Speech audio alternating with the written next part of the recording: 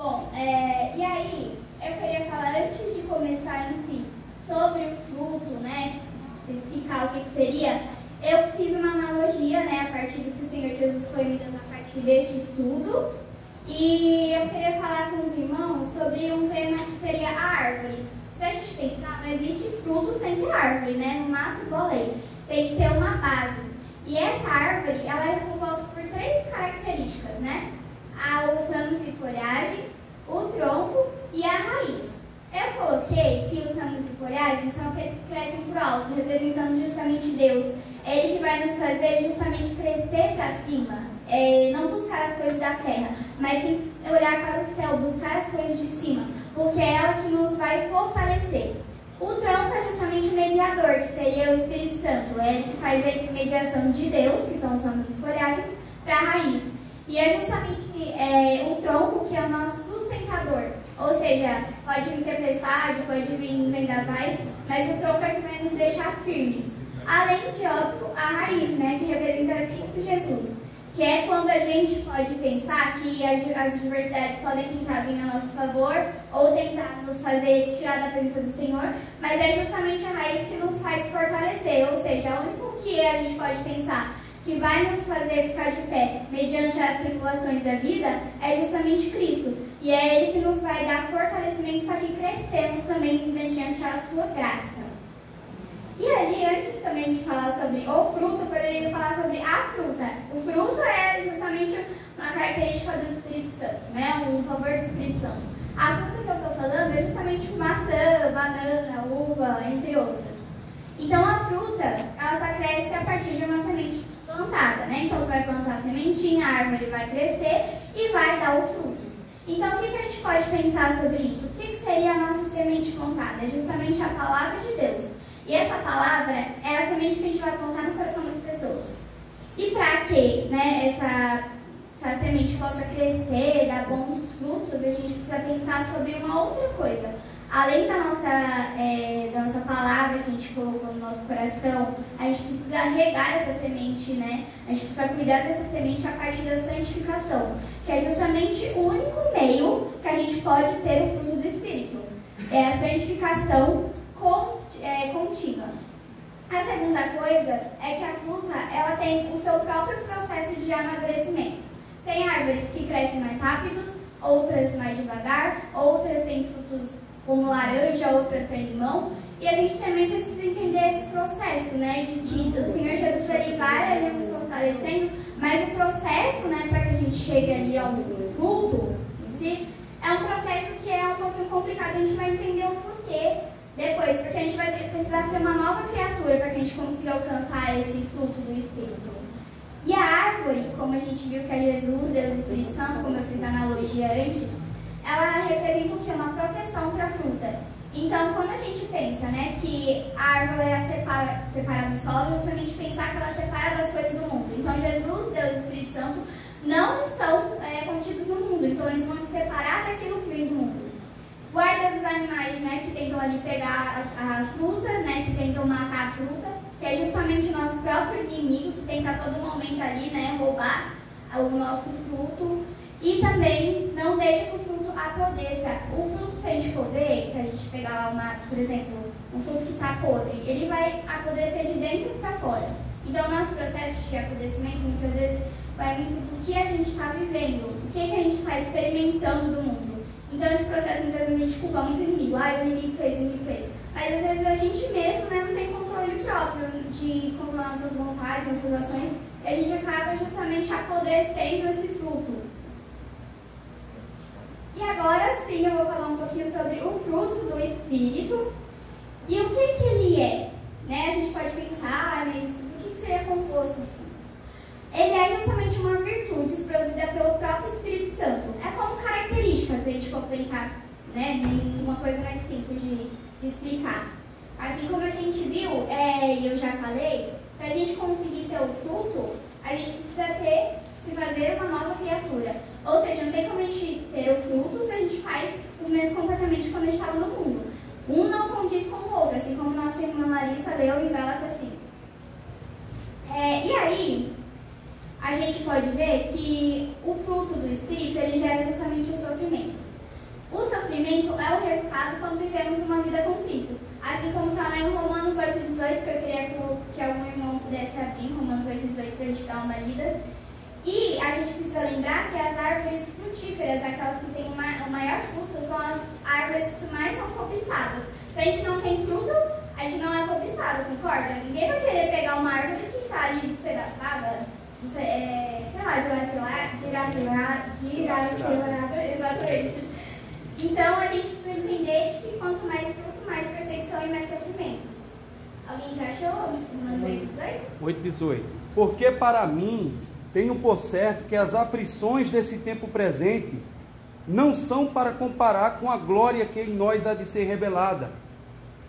Exatamente, ou seja, o sofrimento atual não está a serviço das revelações que Cristo nos dá, do amor que Cristo nos dá. E como a gente consegue esse fruto? Como eu já falei, abandonar os desejos pecaminosos, ou seja, não concordar com aquilo que o mundo diz, é o que nos faz realmente crescer, amadurecer na presença do Senhor. Ou seja, se livrar de tudo aquilo que é ruim que a gente fazia antes de ir para a igreja, o que a gente deseja fazer, e começar a ter uma vida realmente firmada em Cristo, que é a rocha verdadeira. Importantíssimo, meus irmãos, isso aqui, olha, isso aqui pega, hein? Isso aqui é questão do Enem, isso aqui pega muito. Tem muita gente que quer isso aqui. Importantíssimo, existe um único Espírito e dele se faz um único fruto. Não existe frutos do Espírito. Frutos no plural não existe. Por quê? Porque se é um Espírito, se a gente concorda que existe somente um Espírito, existe somente um fruto. Outra coisa importantíssima da gente pensar.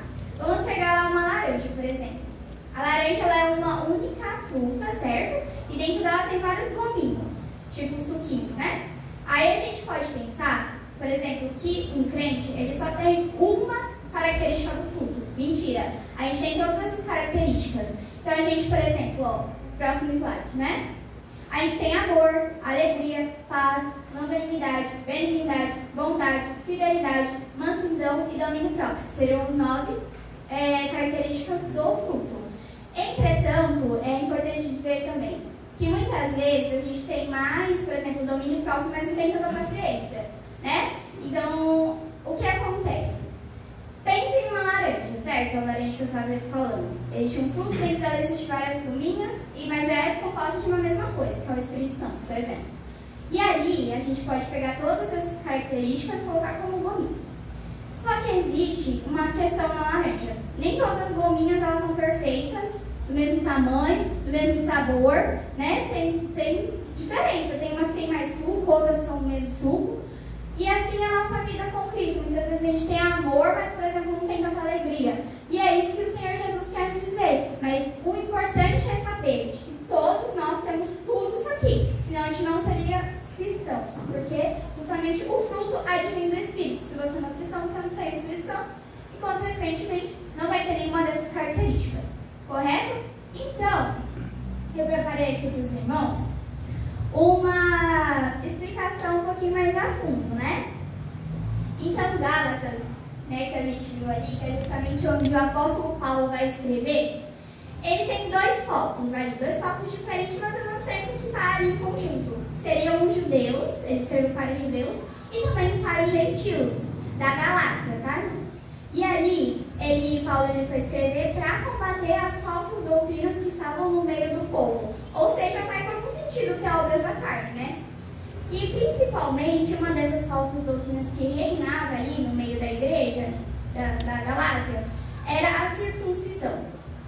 E o que acontece nessa questão? A gente pode ver que seria uma falsa doutrina porque o próprio Jesus Cristo nos havia dito que Ele é o único caminho, a verdade e a vida. E somente Ele nos levaria para o Pai. Então não seria uma circuncisão, uma ação que levaria justamente para o céu. E é muito disso que se dizia naquela época, E também a gente pode pensar que existiam 2 questões diferentes, ao mesmo tempo que se complementavam, A lei, que seria os 10 mandamentos escritos por Moisés, e que era muito pegada pelos judeus.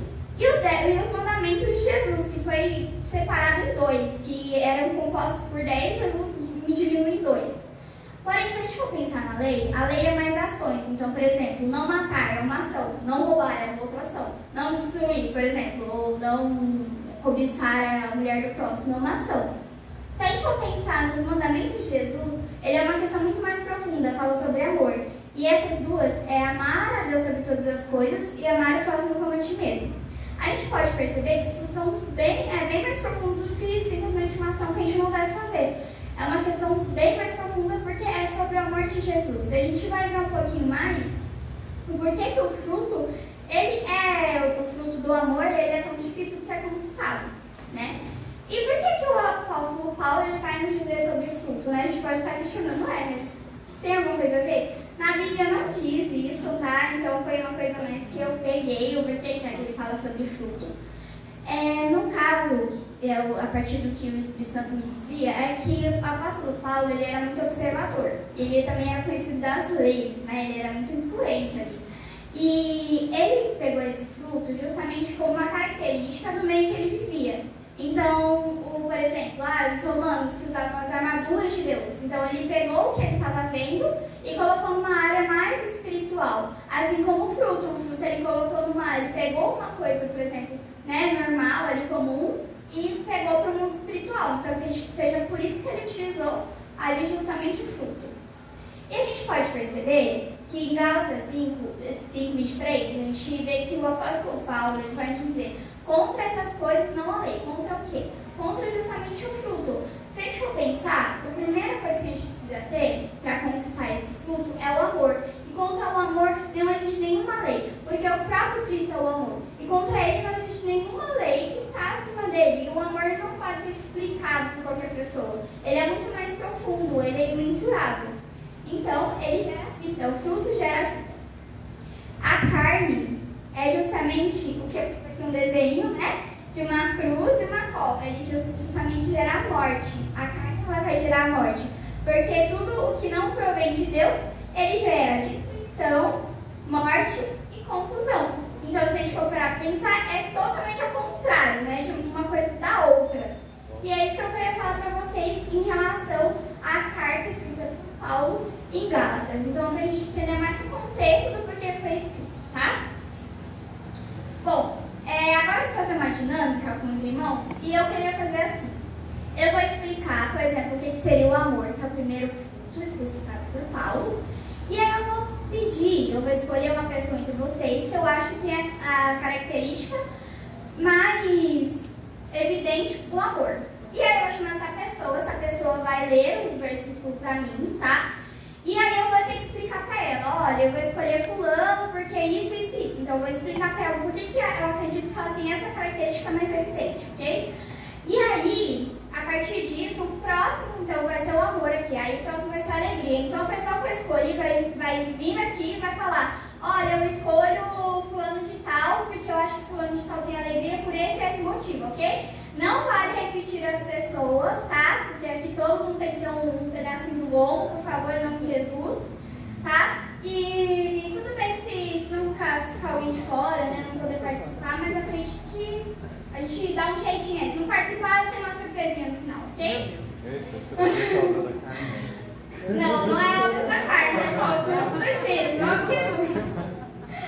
Amor, então o que seria? Como eu já falei, o amor é o princípio de todas as coisas. Então, se a gente for para pensar, o fruto do Espírito, a principal característica dele é o amor, porque se Jesus não tivesse se entregado na cruz por nós, ele não havia permitido o Espírito Santo não reinaria em nosso meio e também não teria o fruto, ok? Então, para a gente pensar assim.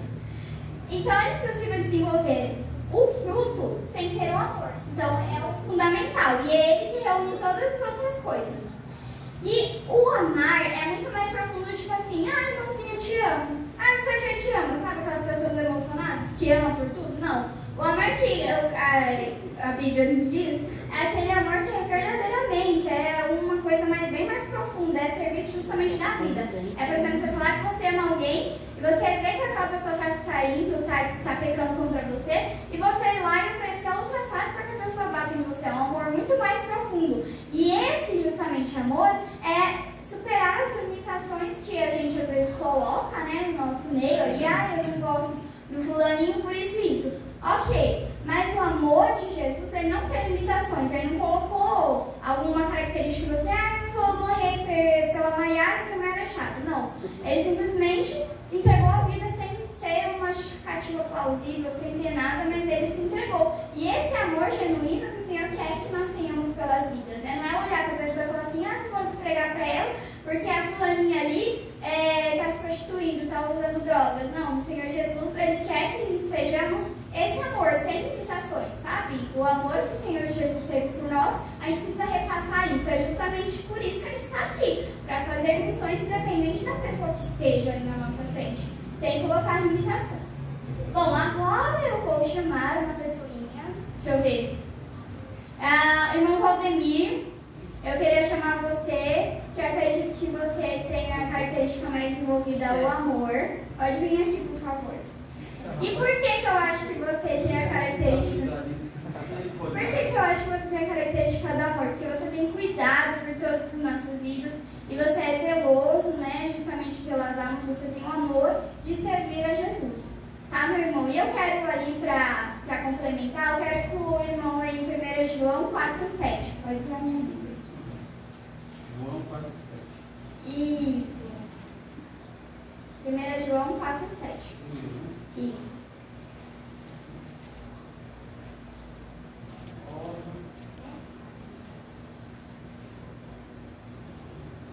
Entenderam, né, irmãos? Então eu expliquei para ele por que eu acredito que ele tem essa característica. Isso, 4, 7. Versículo 7. 4 e 7. Amados, amemo-nos uns aos outros, porque o amor procede de Deus, e todo aquele que ama é nascido de Deus e conhece a Deus.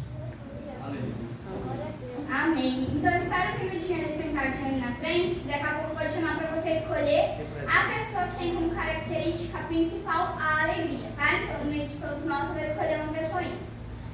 Então a gente percebe que somente a alegria do Espírito Santo ela é realmente duradoura. No mundo a gente pode perceber que tem diversos tipos de alegria momentânea, né? Então tirar da consciência, ter relacionamentos fora do casamento, muitas vezes é uma forma de prazer, de uma alegria momentânea, mas somente a alegria do Espírito Santo, quem já pisou no Santo dos Santos não sabe viver em outro lugar, não é mesmo? Então é sobre essa alegria que o Senhor vai nos mostrar. E crer em Deus é acreditar em suas promessas, independente de a gente estar numa dificuldade, independente de estar numa adversidade, a gente saber e se alegrar de que Deus está olhando para nós e dando uma nova oportunidade, dando uma nova chance, construindo a nossa história. E é justamente rogar a Deus com fé é que deixa a nossa alma alegre. Então a gente entrar na casa do Senhor, conversar com Ele, louvar a Deus é justamente o que nos deixa alegre. Então alegrei quando me disseram vamos à casa do Senhor. Então, irmão Valdemir, eu quero que você escolha uma pessoa, aqui, que você acredita que tem uma característica mais alegria. Eu que não sou besta, eu escolhi minha esposa, né? A esposa que é alegre, é alegre. Além de ser uma pessoa alegre, né? É uma pessoa que me traz alegria. Pode vir, né? Tatiana, uma pessoa que eu acho minha esposa alegre. E a alegria maior dela é ter eu na vida dela. É claro, eu acho que foi uma alegria inconfundível ela ter me conhecido. Então eu acho que eu sou esse fruto na vida dela. Amém? Agora você... A cruz é pesada, as dores consomem a força que tem. Você estragou o que você falou no começo. Acabou. Não estou. É só uma palavrinha, tá? É só uma palavrinha pra cantar. Eita, dá um hino. Um hino.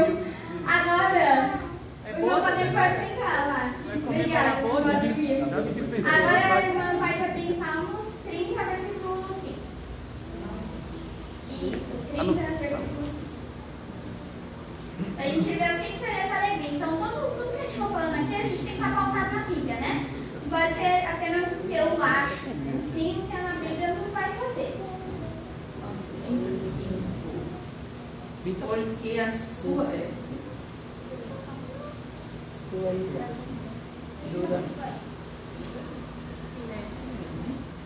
Porque a sua ira dura só um momento, mas o seu favor dura a vida inteira. O choro pode durar uma noite, mas a alegria vem pela manhã.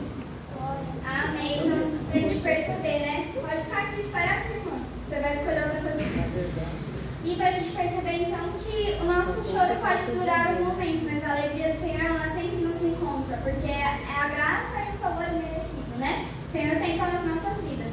Então, uma caixa eu queria que você pegasse, né? Essa carta de cada um. E você escolhesse uma pessoa que você acredita que tenha e chame, por favor, pelo nome. E explique, tá? Eu não. Perfeita. Acho que você. Eu? Só que tem paz. Eu paz eu tenho. Ela tem paz. Ela tem, eu tenho que ter Ela paz. transmite paz, é sossego. Olha, Eu posso negar porque eu sou filha dela, viu, gente? mora comigo uma semana. Brincadeira, brincadeira. Mas é, vamos pra caixa dela, né? Com certeza, para dar aula tem que ter paz. Agora, né, a gente pode Só de vir, azul na casa. a gente pode vir explicando o que seria a paz. A paz, ela é vinda de Deus. O Senhor nos dá paz no meio de adversidade, né? E nos dá segurança de futuro. Então, justamente a paz é que nos dá libertação dos nossos medos e ansiedades. Porque a paz é confiar inteiramente que o Senhor ele vai estar cuidando de todas as situações. E paz é uma coisa interior. É como se fosse uma ansiedade, vamos dizer assim. Só que é justamente o contrário. A ansiedade é você se preocupar por tudo, vamos dizer assim. E a paz é justamente você não se preocupar com nada, porque você sabe que o Criador dos céus e da terra está cuidando da sua vida, está cuidando dos seus projetos, e Ele está ali com você em todos os momentos. Então é isso que dá a segurança do futuro dos jovens, né, que tem anseios, dos nossos futuros, né? E também o futuro da minha mãe, que vai ler o versículo. Agora você se retifica aí, porque paz não tem paciência. Tem uma diferença, né? Vamos lá, João 14, 27. Deixo com vocês a paz, a minha paz lhe dou. Não lhe dou a paz como o mundo a dá, que o coração de vocês não fique angustiado nem com medo. Amém. Glória a Deus. Obrigada. Amém, você tem paz, isso é só uma brincadeira, senão... Obrigada, mãe. E agora você vai escolher uma pessoa que você acha que tem paciência, que vai ter né? Mais manda uma quadrinha no quarto que eu já foi escolhido. Sou ligado em 220. Aquela é a câmerazinha. Paciência até. Como era? Paciência, irmãos. Paciência. Paciência. Paciência.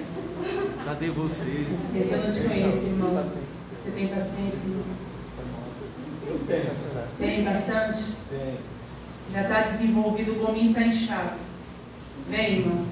Não, aí ele vai explicar pra você o que você acha que você tem paciência, né? Que fica diferente. Porque ele tem um jeitinho calmo, tranquilo. Pelo menos, né?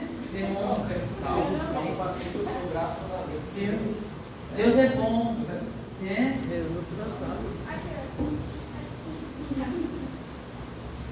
Então, o que seria paciência? Como a minha mãe já deu uma volta aí, paciência e paz são totalmente diferentes.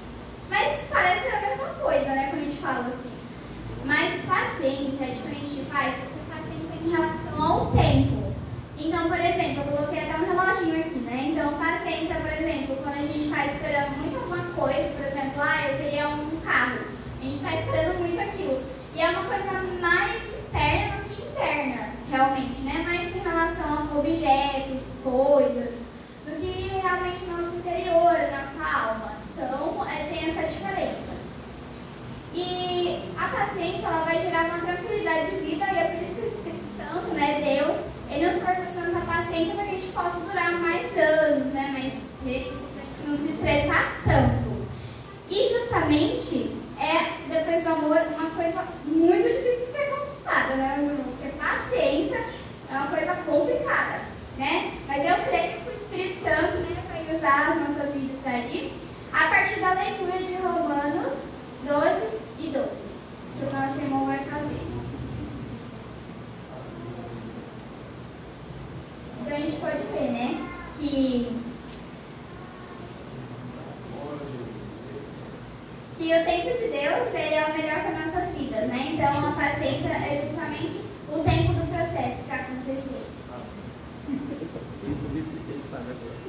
Alegrai-vos na esperança, sede pacientes na tribulação, perseverai na oração. Olha mais. Comunicai com os santos nas suas necessidades e segui a hospitalidade.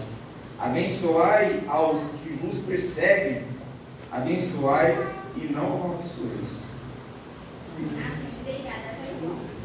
Agora vocês param um pouquinho só para você escolher a outra pessoa, tá? Amém?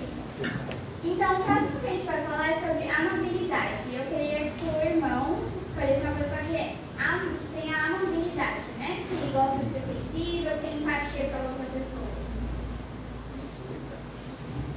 Difícil, né? A habilidade de você ser sensível, ter empatia pela outra pessoa, sentir a dor do outro.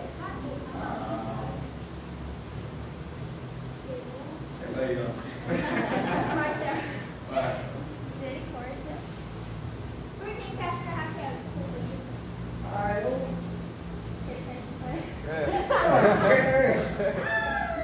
Porque, tipo, eu olho pra Raquel assim, eu sinto que ela tem muita empatia, né, pelas pessoas, por muitas pessoas, ela, pelo jeito que eu vejo, Deus faz o coração dela se sentir muito de olhar muito pro próximo, sabe?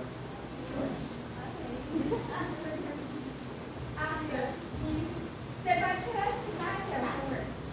Então, amabilidade, o que seria, né? Como foi perguntado aqui. Amabilidade é justamente uma questão mais voltada, por exemplo, à empatia, que escuta muito, né? É sentir a dor do próximo com o coração justamente aberto. Não é aquela pessoa que sente a dor do próximo, vai lá, faz uma doação, grava. Olha, gente, estou entregando aqui para um pobre uma cesta básica. E a pessoa está ali para receber curtida. Não. É justamente ser bom aos que nos maltratam também. Ou seja, né, não é só bom aquela pessoa que está ali passando por uma dificuldade, mas ser bom justamente com aquela pessoa que nos feriu, que nos machucou. E aí eu queria que a nossa irmã Raquel lesse em 2 Timóteo 2:24. O servo do Senhor não deve andar metido em brigas, mas deve ser brando para com todos, apto para ensinar, paciente. 24 mais? Não, só essa aqui mesmo. Tá bom. Então, ou seja, né, o que a gente conseguiu entender é que justamente a gente precisa ser amável, quase como se fosse justamente uma empatia, né? Então, se a gente precisa brigar, não precisa. Então, a gente precisa ser mais empático com outra pessoa, né? Ser mais paciente, para não gerar tantas brigas, não gerar tanta confusão. E ali eu queria que a Raquel escolhesse uma pessoa que ela acredita que tenha bondade. E eu vou explicar depois, né, a diferença de amabilidade e bondade, que também parece bem semelhante. Bom, Aqui, ó. Aqui. Isso. uma pessoa bondosa, eu posso escolher o Mori, porque... Como é o nome? O Mori e o Silas, porque eu acredito que ele seja bastante... Como que eu posso dizer, meu Deus? Bom.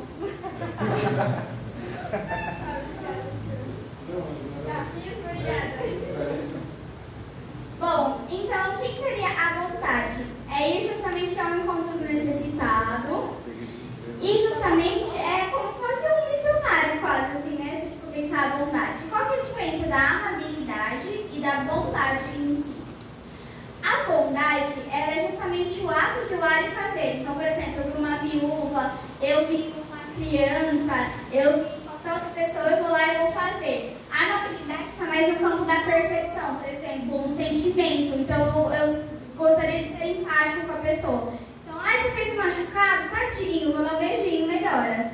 Agora, por exemplo, a pessoa bondosa é aquela que vai pegar, vai abrir para ver como é que foi machucado, vai colocar um curativo, vai colocar um remédio.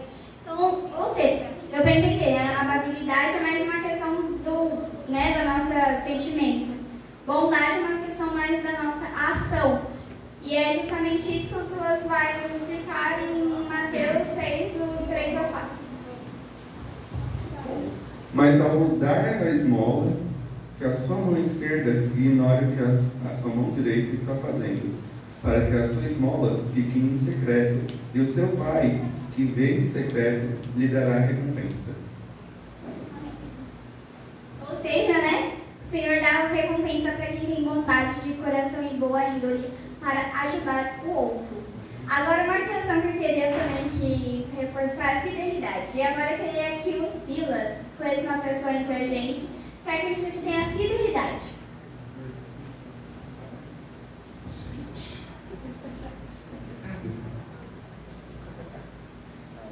Constante e perseverante, no mundo que diz o que acredita.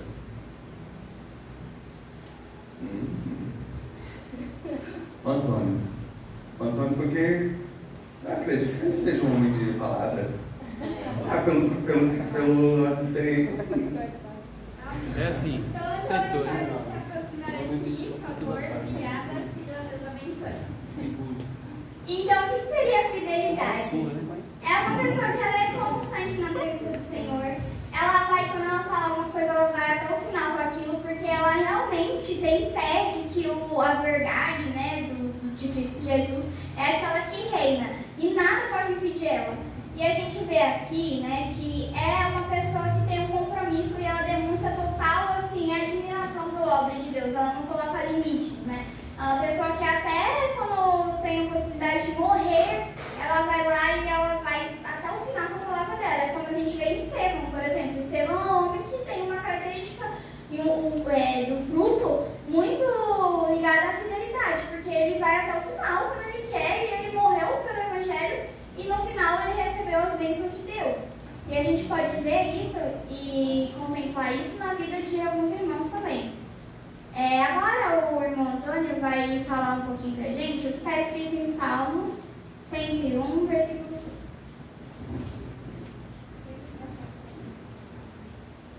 Isso.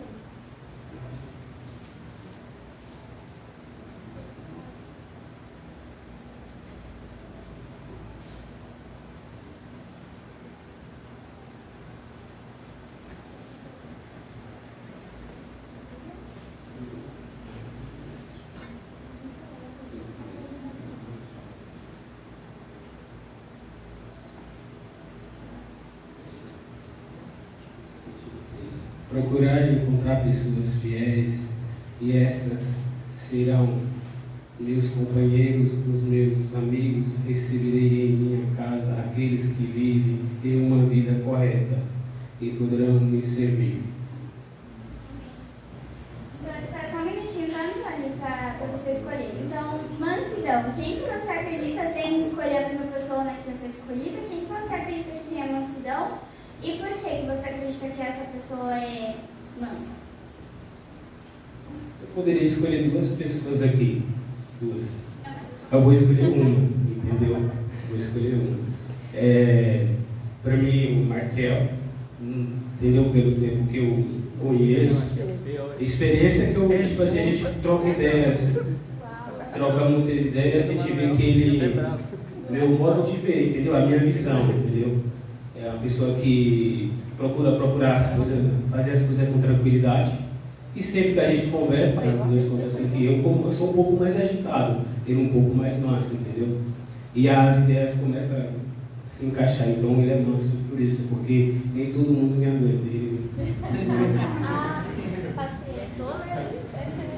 Amém. Muito obrigada. Então, o que seria a mansidão? Pode me marcar aqui no cantinho, aqui, por favor. O que seria a mansidão? São pessoas que são centradas, ou seja, ela tem um objetivo ali, ela sabe o que ela quer e, ao mesmo tempo, ela tem justamente um título de ser boba, né? Tipo assim, a pessoa meio, sabe? Tá esperando coisa acontecer, sou mansa, não. Mas na verdade está totalmente equivocado, né? A pessoa que ela é mansa, ela justamente tem um domínio da situação porque ela não tá lá desesperada e faz as coisas, né? Ela primeiro consulta a Deus, são pessoas que normalmente gostam de analisar tudo antes de fazer. Então, são pessoas que normalmente são difíceis de perder a calma, porque ela já percebeu a situação, ela já percebeu o contexto, então muito dificilmente ela vai perder a paciência dela ali. E agora, bom, disseram que eu não sei. Mateus 11, 29, o Marquinhos vai ler um pouquinho Mateus 11, 29. Tomem sobre vocês o meu jugo e aprendam de mim, porque sou manso e humilde de coração, e vocês acharão descanso para a sua alma. Amém. Ou seja, a pessoa mansa é aquela que encontra um descanso no Senhor. Não é aquela pessoa que é desesperada, né? Ela sabe o tempo que ela tem que fazer, ela sabe o que ela precisa fazer e dificilmente ela vai se perder dos seus objetivos. Agora, o Marquinhos vai ficar com, acho que uma das mais difíceis aí de pegar. Eu quero que o Marquinhos escolha aí quem é a característica do domínio próprio. Pode vir mais pra frente aí, Marquinhos, para nem te ver.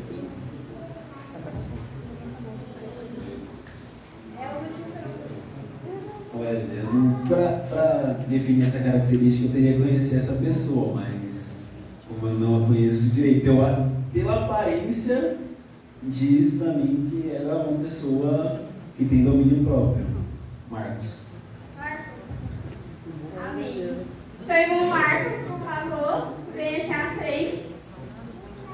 E eu vou explicar um pouquinho, gente, o que seria domínio próprio. É aquela pessoa que ela tem o controle das emoções, né? Ela não vai gritar, ela não vai xingar, ela não vai sair correndo. Ela tem suas próprias emoções bem controladas. E justamente é aquela pessoa que ela vai fugir da aparência do mal, porque ela sabe que ela não vai conseguir ali, né? Dar um chute na cabeça do inimigo, né? Ou dar qualquer outra coisa. Então ela justamente vai fugir. Assim como, por exemplo, na vida de José. José teve domínio próprio. Ele fugiu da situação que parecia, né? Uma cilada do inimigo que era, na verdade, né? E ele sabia dizer não à vida de moralidade. Por mais que as circunstâncias falassem para ele aproveitar o momento, ele sabe dizer não. E ele sabe ter o controle daquilo que ele quer, daquilo que ele almeja, fugindo justamente daquilo, de tudo aquilo que é mal, tudo aquilo que é impuro aos olhos de Deus. E também o irmão Marcos, ele vai ler pra gente em Provérbios 29, 11.